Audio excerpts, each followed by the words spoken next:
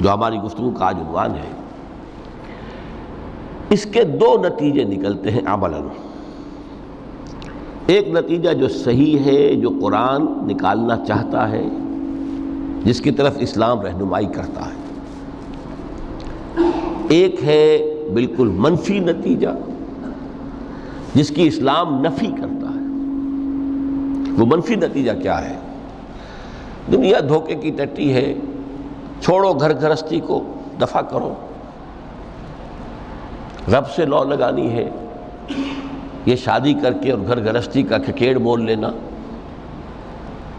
کہاں ایک پیٹ کا پالنا، کہاں 10 پیٹ لگ جائے پیچھے، اسی میں آدمی جو ہے گم ہو کر رہ جاتا ہے۔ لہذا گھر گھرستی کو چھوڑو، تجدد کی زندگی گزارو۔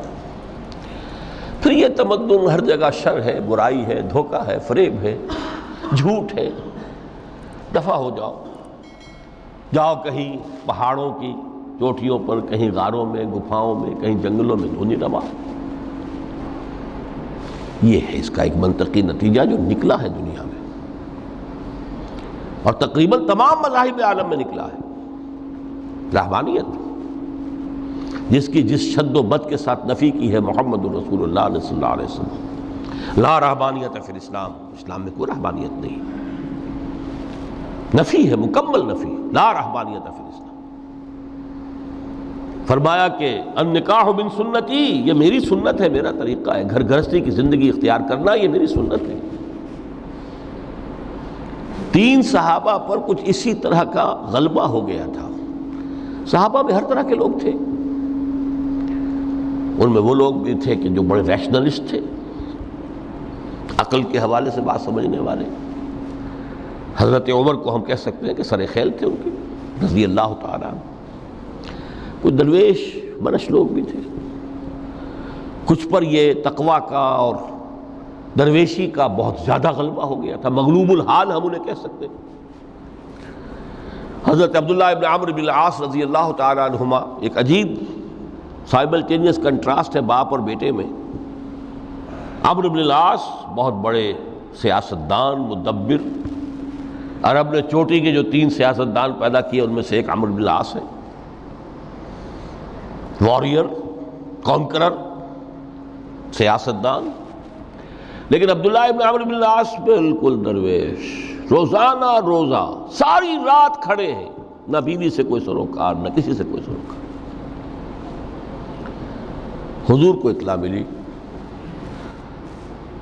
بلا لیا، جواب طلبی ہو گئی، یا عبداللہ اولم اخبر انک تصوم الدہر وتقوم اللیل، اے عبداللہ مجھے یہ خبر دی گئی ہے تم ساری رات کھڑے رہتے ہو، روزانہ روزہ رکھتے ہو، کیا کہتے ہیں؟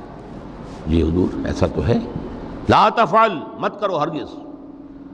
فإن لنفسك عليك حقا وإن لزوجك عليك حقا وإن لزورك عليك حقا، دیکھو تم پر تمہارے اس جسم کا اور نفس کا بھی حق ہے، اسے آرام بھی دو، اس کی ضروریات بھی پوری کرو، اس کی دیکھ بھال بھی کرو، یہ بھی تمہارے پاس امانت ہے اللہ کی۔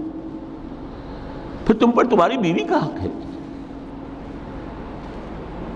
کسی صحابی نے دیکھا تھا حضرت عبداللہ ابن عمرو بن العاص کی بیوی کو کہ وہ بالکل جیسے کہ میلی کچیلی حالت میں تھی، پوچھا ہی کیا حال بنا رکھا؟ ان کا کہ آپ کے دوست کو تو کوئی غرض ہے ہی نہیں سرے سے، ظاہر بات ہے ایک مسلمان بیوی اور کس کے لیے وہ سنگھار کرے گی جب شوہر ہی کو کوئی دلچسپی نہ ہو، اس سے غرض ہی نہ ہو۔ لا تفعل،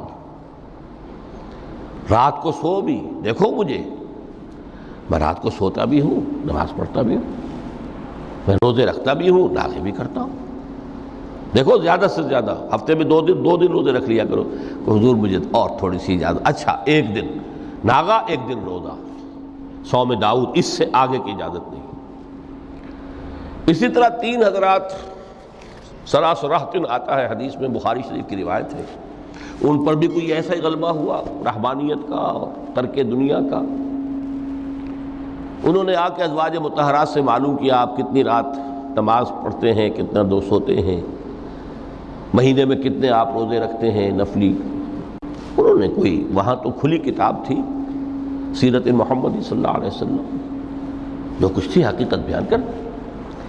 اب دیکھیے ایک عجیب ذہنیت، انہوں نے دیکھا کہ یہ تو کم ہے، ان کے اندازے کے اعتبار سے تو بہت کم ہے، لیکن یہ کہ اپنے آپ کو ذرا تسلی، حضور کی تو کوئی ضرورت نہیں ہے، آپ تو معصوم ہیں، آپ کے سے گناہ نہیں ہوا، کوئی خطا نہیں ہوئی، آپ کے لیے تو یہ اتنی عبادت ہمارے لیے تو کافی نہیں ہے، ہم تو گناہ گار ہیں۔ ایک نے عہد کیا کہ میں کبھی نہیں سوؤں گا، رات بھر کھڑا رہوں گا۔ دوسرے نے کہا کبھی ناغہ نہیں کروں گا، ہر روز روزہ رکھوں گا۔ تیسرے نے کہا میں شادی بیاہ کے کھکیڑ میں پڑوں گا نہیں۔ حضور کو اطلاع مل گئی، طلب فرمایا، ڈانٹا آپ نے، آپ لوگوں نے یہ کہا ہے؟ جی ہاں ہم نے کہا تو ہے۔ واللہ، خدا کی قسم، میں تم میں سب سے بڑھ کر متقی ہوں، لیکن میں رات کو سوتا بھی ہوں اور نماز بھی پڑھتا ہوں، روزے رکھتا بھی ہوں، ناغے بھی کرتا ہوں، میری گھر گرستی کی زندگی ہے، میری بیویاں ہیں۔ من رغب عن سنتی فلیس منی، یہ ٹکڑا جو جوڑ دیا جاتا ہے نکاح کے خطبے میں اس حدیث کے ٹکڑے کے ساتھ، یہ دو علیحدہ حدیث ہیں بالکل، النکاح من سنتی، اور یہ ٹکڑا اس طویل حدیث کا ہے، من رغب عن سنتی فلیس منی، جو میری سنت کو پسند نہیں کرتا پھر اس کا مجھ سے کوئی تعلق نہیں۔ یہ تو میں نے احادیث کے حوالے سے آپ کو وہ جو منفی طرز عمل، گریز، دنیا سے تعلق منقطع کرنا، پسپائی، گریز، فرار، اور اس کا نتیجہ کیا نکلتا ہے کہ دنیا پھر شریروں کے لیے رہ گئی، کھیلیں کودیں عیش کریں۔ جو سلیم الفطرت نیک لوگ تھے وہ تو گئے، لہذا ان کو اب کوئی روک ٹوک کرنے والا ہی نہیں، کوئی پوچھنے تاشنے والا نہیں، ظالم جو چاہے ظلم کریں اور جس طرح چاہیں شریر جو ہے شرارتیں کریں۔ قرآن مجید میں سورہ حدید اس اعتبار سے نہایت عظیم صورت ہے، نہایت عظیم صورت ہے کہ وہاں یہ آیت بھی بہت ہی شاندار انداز میں آئی ہے، متاع الغرور والی، خاصی طویل آیت بن کر آئی ہے، اور جیسا کہ میں نے عرض کیا 4 جگہ تو حیات دنیاوی کو کہا گیا ہے صرف لہو و لعب یا لعب و لہو، لیکن یہاں جو ہے آیت نمبر 20، اعلموا انما الحیات الدنیا لعب و لہو و زینت و تفاخر بینکم و تکاثر فی الاموال والاولاد۔ 5 الفاظ کے حوالے سے اس حیات دنیاوی کے کچھ حقائق بیان کیے گئے، عام طور پر سرسری طور پر لوگ گزر گئے ہیں، محاورتاً جب بھی آتا ہے معاملہ لہو و لعب، لعب و لہو، وہ تو 4 جگہ ہے، یہاں 3 الفاظ مزید آئے ہیں، اور ترکیب کیا، پہلے لعب ہے پھر لہو ہے۔ سورہ عنکبوت میں لہو و لعب یہ در حقیقت ایک طرح سے محاورے کی شکل اختیار کر گیا، تماشا اور کھیل، لیکن نہیں، یہاں ترتیب کچھ اور ہے۔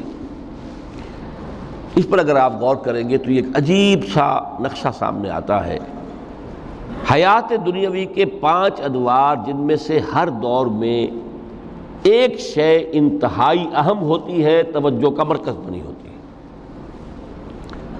ابتدائی دور ہے، بالکل بچہ بھی ہے، کھیل، بس لعب، اس کے سوا اسے کوئی زندگی سے سروکاری نہیں، زندگی کے تلخ حقائق ابھی اسے معلوم نہیں، بھوک لگی تو رو پڑے، ماں نے دودھ پلانا ہے، کھلانا ہے، ان سے تو کچھ نہیں کرنا اس نے، وہ لعب، کھیل۔